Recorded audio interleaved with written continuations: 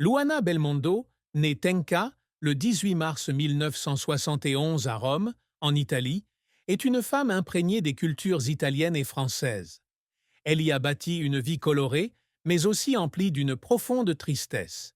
Fille unique d'une famille romaine de la classe moyenne, Luana a grandi dans des cuisines parfumées, au basilic et à l'origan, où sa mère, femme forte et inspirante, lui a enseigné les secrets de la cuisine italienne. Après des études de droit à Rome, elle est partie en France à la recherche d'opportunités. Elle a commencé par un emploi saisonnier et s'est essayée au mannequinat, défilant pour Balmain et faisant la couverture du magazine Biba. Sa rencontre décisive avec Paul Belmondo, fils du légendaire Jean-Paul Belmondo, en 1990, a bouleversé sa vie. Ils se sont mariés le 7 juillet 1990 et ont trois fils, Alessandro, Victor et Giacomo. Luana met sa carrière entre parenthèses pour se consacrer à sa famille. En 2010, elle fait ses débuts à la télévision avec l'émission Bienvenue chez Luana sur Cuisine Plus, puis un rôle récurrent de chef dans C'est à vous sur France 5 de 2011 à 2016. Elle est également l'auteur du livre de cuisine À table avec Luana, paru en 2012, et a coécrit La Nostra Italia avec son fils Alessandro.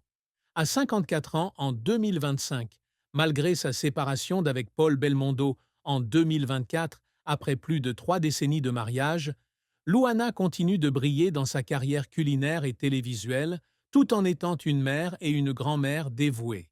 Sa vie a été un voyage de joies éclatantes, de douleurs silencieuses et d'une quête constante de sens, tant pour son art que pour sa vie de famille. La plus grande tristesse de la vie de Luana Belmondo a été sa séparation d'avec Paul Belmondo en juin 2024, après 33 ans de mariage, une décision qui lui a brisé le cœur. Leur mariage, né d'un amour passionné alors qu'elle était une jeune Romaine fraîchement arrivée à Paris, avait été le fondement de tout ce qu'elle avait construit.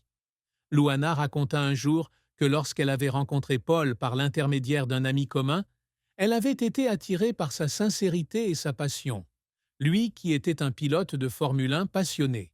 Ensemble, ils fondèrent une famille avec 3 fils, et elle considéra toujours Paul comme son compagnon, celui qui l'aidait à surmonter les difficultés de la vie dans l'ombre de son père, Jean-Paul Belmondo. Cependant, au cours des dernières années de leur mariage, les pressions de leur carrière, leurs différences de mode de vie et leurs attentes insatisfaites les éloignèrent progressivement. Lorsqu'ils décidèrent de se séparer, Luana retourna dans son appartement parisien, s'assit seule dans le salon, regarda les photos de famille accrochées au mur et pleura en silence. Elle avait l'impression d'avoir perdu une grande partie d'elle-même, non seulement le mari qu'elle aimait, mais aussi le rêve d'une famille éternelle.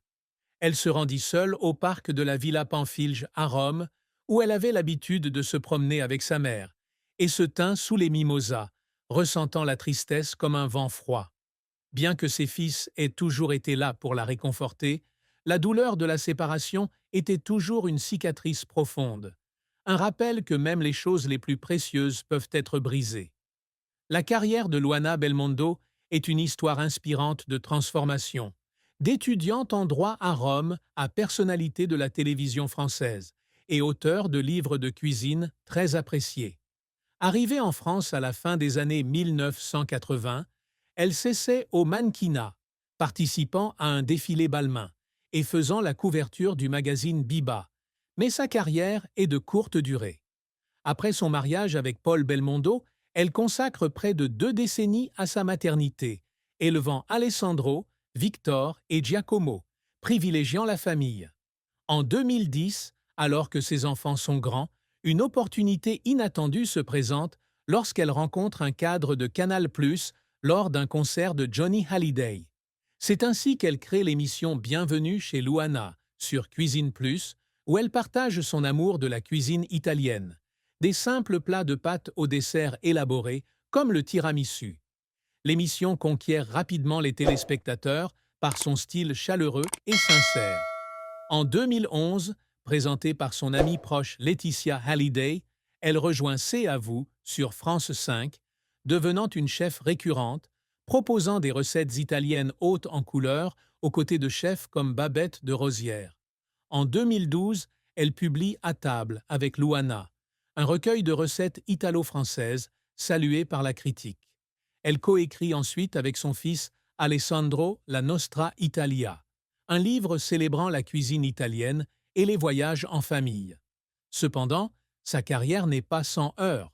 Son départ de C'est à vous en 2016, en raison de son emploi du temps chargé et de son désir de se concentrer sur des projets personnels, lui vaut les critiques de certains téléspectateurs qui lui reprochent son manque d'engagement. Elle confie un jour qu'après une dernière séance d'enregistrement, elle est rentrée chez elle, s'est assise dans sa cuisine et a pleuré en lisant des commentaires négatifs sur les réseaux sociaux. Elle s'essaie également à la radio sur RTL, mais le projet ne se déroule pas aussi bien qu'espéré et son licenciement de RTL en 2020 la plonge dans une période de doute. Elle passait ses nuits à préparer de nouvelles recettes, à étudier les techniques de chefs comme Michel Guérard et à essayer de concilier travail et famille. Un jour, alors qu'elle préparait un épisode spécial de C'est à vous, elle est restée éveillée toute la nuit à perfectionner un risotto à la milanaise. Le plat ayant rencontré un franc succès auprès du public, elle a fondu en larmes dans la loge, un mélange de joie et d'épuisement. Malgré les difficultés, la carrière de Luana témoigne de sa capacité à transformer sa passion en succès, même au prix de larmes et de longues nuits de travail. La fin de vie de Luana Belmondo a été tragique lorsqu'elle a quitté C'est à vous en 2016, une décision qu'elle a décrite plus tard comme l'une des plus difficiles de sa carrière. Après 5 ans comme chef récurrente dans l'émission, elle était devenue un visage familier, apprécié des téléspectateurs pour son charme et ses plats italiens inspirés. Cependant, son emploi du temps chargé, conjugué à son désir de se concentrer sur des projets personnels et de passer du temps avec sa famille, l'ont poussée à quitter l'émission. Lorsqu'elle a annoncé sa décision, elle a reçu de nombreux messages de soutien de la part des téléspectateurs, mais aussi des critiques, certains estimant qu'elle passait à côté d'une belle opportunité. Après son dernier enregistrement, Luana est retournée dans son appartement parisien, s'est assise dans la cuisine où elle avait testé des recettes pour l'émission et a versé des larmes en regardant ses notes de cuisine inutilisées. Elle avait l'impression d'avoir abandonné une partie d'elle-même, une scène qu'elle avait tant travaillé à construire.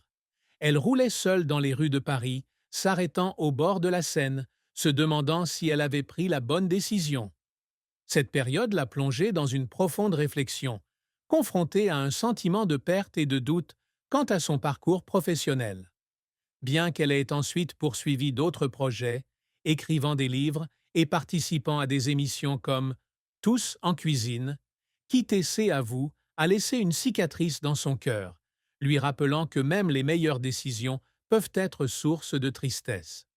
L'amour et le mariage de Luana Belmondo furent un voyage émotionnel, jalonné de moments de bonheur et de profonde souffrance.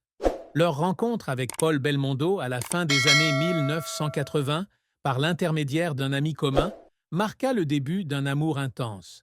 Ils se marièrent le 7 juillet 1990 et fondèrent ensemble une famille avec 3 fils.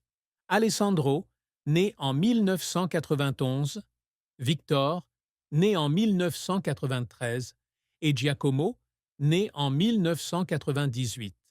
Luana confia que les premières années de leur mariage furent les plus heureuses. Elles exploraient Paris ensemble, assistaient aux événements familiaux des Belmondo et élevaient leurs enfants dans un appartement douillet. Cependant, leur mariage ne fut pas toujours facile. La pression de vivre dans l'ombre de Jean-Paul Belmondo, combinée à l'emploi du temps chargé de Paul, pilote automobile puis acteur, les éloigna parfois. Leur séparation en juin 2024 fut un coup dur pour Luana. Elle a confié un jour que, dans les mois qui ont suivi leur rupture, elle s'asseyait souvent dans sa cuisine, contemplant les céramiques qu'elle et Paul avaient achetées lors de leur voyage, et pleurait en repensant au passé. Avant Paul, Luana avait également eu une brève relation à Rome, pendant ses études de droit, avec un homme travaillant dans l'industrie de la mode. Cette relation a pris fin lorsqu'elle a décidé de s'installer en France et, bien que de courte durée, elle a laissé derrière elle une certaine tristesse. De retour à Rome, elle se tenait devant la vieille maison familiale et ressentait un pincement au cœur en repensant à sa jeunesse. Si elle a aujourd'hui trouvé du réconfort dans l'amour de ses enfants et de son petit-fils Vae, né en 2022, la douleur de sa séparation d'avec Paul reste une blessure vive, une tristesse qu'elle porte en elle à chaque instant. Le secret que Luana Belmondo a si longtemps gardé caché est la période où elle a lutté contre l'insécurité et la pression de s'intégrer à la société française, vivant notamment dans l'ombre de la famille Belmondo. À son arrivée à Paris à la fin des années 1980, c'était une jeune femme romaine, ne parlant pas couramment le français et nourrissant de grandes attentes en épousant Paul, le fils de Jean-Paul Belmondo. Elle consulta un thérapeute à Paris au début de son mariage, organisant des rencontres secrètes pour partager son sentiment d'aliénation et sa peur de ne pas pouvoir remplir son rôle d'épouse au sein d'une famille importante. Elle raconta que certains soirs, assise seule dans son appartement, elle regardait des photos de la famille Belmondo et avait l'impression de ne pas y avoir vraiment sa place. Elle garda ce secret, même à Paul et à sa mère, pour éviter qu'ils la prennent pour une faible. Un autre secret était son regret de ne pas avoir poursuivi ses études de droit, une voie qui la passionnait avant de s'installer en France. Elle écrivit un jour dans un journal qu'à chaque fois qu'elle revoyait les vieux livres de droit dans la maison de sa mère à Rome, elle ressentait une profonde douleur, comme s'il lui manquait une part importante d'elle-même. Ces secrets, aussi douloureux soient-ils, ont aidé Luana à apprendre à faire face à ses faiblesses, et elle a trouvé du réconfort dans la nourriture, où elle pouvait exprimer son amour et son identité à travers chaque plat. Le parcours de Luana Belmondo témoigne de sa persévérance et de sa passion pour la cuisine italienne et la création d'un héritage personnel. Depuis son enfance, elle rêvait de partager sa passion pour la cuisine et d'apprendre les recettes romaines traditionnelles de sa mère. Après avoir été mère pendant près de 20 ans, elle a débuté sa carrière à la télévision avec Bienvenue chez Luana en 2010, une émission pour laquelle elle passait des heures à préparer, des tests de recettes, à la pratique de sa présentation en français. Sa participation à C'est à vous en 2011 a marqué une étape importante. Elle est devenue l'une des chefs les plus recherchées, proposant des plats tels que des raviolis et des panna cotta maison. Elle a également rencontré le succès avec le livre À table avec Luana, publié en 2012, et La Nostra Italia avec Alessandro, un projet qu'elle considérait comme un moyen de se rapprocher de son fils et de lui transmettre son héritage italien. Elle a passé des mois à écrire le livre, à tester des recettes et à collaborer avec des éditeurs, veillant souvent tard le matin. Un jour, alors qu'elle préparait un événement littéraire à la foire du livre de Brive-la-Gaillarde, elle a fondu en larmes dans sa chambre d'hôtel, à la fois de joie de voir les gens faire la queue, mais aussi de pression pour faire mieux. Elle s'efforce également d'être une mère et une grand-mère dévouées, passant du temps avec ses enfants et son petit-fils Vae, et organisant régulièrement des repas de famille chez elle à Paris. Elle est fière de devenir grand-mère de Vae en 2022, et les moments qu'elle passe à jouer avec son petit enfant au parc sont ceux où elle a le sentiment d'avoir accompli l'essentiel. Une famille aimante. Ses réussites, malgré les longues nuits de travail et les larmes, témoignent de la détermination de Luana à laisser une trace dans sa vie professionnelle et personnelle. La famille de Luana Belmondo, en particulier sa mère, ses fils Alessandro, Victor, Giacomo et son petit-fils Vae, comprend la tristesse qu'elle a ressentie. Sa mère, qui lui a appris ses premières recettes, a toujours été son plus grand soutien émotionnel. Elle a raconté un jour que lorsque Luana est revenue à Rome après sa rupture avec Paul en 2024, elle était assise dans la cuisine familiale, regardant les vieilles casseroles, et elle pouvait lire la douleur dans les yeux de sa fille. Elle a essayé de réconforter Luana en lui cuisinant ses plats préférés, comme le cacio e pepe, et en lui rappelant qu'elle avait une famille aimante.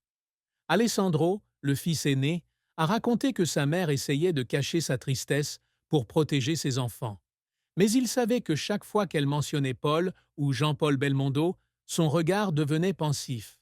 Victor, un acteur en herbe, a un jour vu sa mère pleurer alors qu'ils regardaient ensemble une vieille vidéo de famille, et il a essayé de la faire rire en parlant de ses nouveaux projets de film. Giacomo, le plus jeune fils, se souvenait que sa mère l'emmenait au parc de la Villa Pamphilj lorsqu'il était enfant, et il a ressenti sa tristesse lorsqu'elle évoquait ses premiers jours en France. Vae, même enfant, apportait de la joie à Luana, et elle a dit un jour qu'à chaque fois qu'elle voyait son petit-fils sourire, elle avait l'impression que toute cette douleur en valait la peine. La famille de Luana, même si elle n'a pas pu apaiser complètement sa tristesse, l'a toujours encouragée à persévérer, l'aidant à trouver la force de surmonter les épreuves de la vie. La triste fin de Luana Belmondo a eu lieu après sa séparation avec Paul Belmondo en 2024, lorsqu'elle a dû faire face à un sentiment de solitude et à une attention médiatique non désirée. Bien qu'elle ait tenté de rester optimiste, les articles et commentaires sur les réseaux sociaux concernant sa rupture l'ont plongée dans un état de recueillement. Elle a raconté un jour que, dans les mois qui ont suivi, elle était assise dans son appartement parisien, regardant des photos de famille et pleurait en silence en repensant aux années qu'ils avaient passées ensemble. Elle a parcouru seule les rues de Paris en voiture, s'est arrêtée près d'un petit pont sur la Seine et a eu l'impression de revivre des souvenirs douloureux. Elle s'est tournée vers son amie proche Laetitia Hallyday, à qui elle a confié sa peur de recommencer à zéro à 54 ans, la pression de maintenir une image publique forte et le sentiment de perte de sa famille. Malgré le soutien de ses enfants et la joie de son petit-fils Vae, cette période a marqué une fin triste à son parcours, lui rappelant que même ceux qui apportent de la joie par la nourriture connaissent des moments d'obscurité. À 54 ans, Luana a appris à accepter ses chagrins, non pas à les oublier, mais à les transformer en motivation. Elle continue de cuisiner, de partager son amour de la cuisine italienne et de vivre avec un cœur meurtri, mais plein d'espoir, sachant que chaque douleur fait partie du chemin vers la meilleure version d'elle-même. Meilleure version d'elle-même. Meilleure version d'elle-même.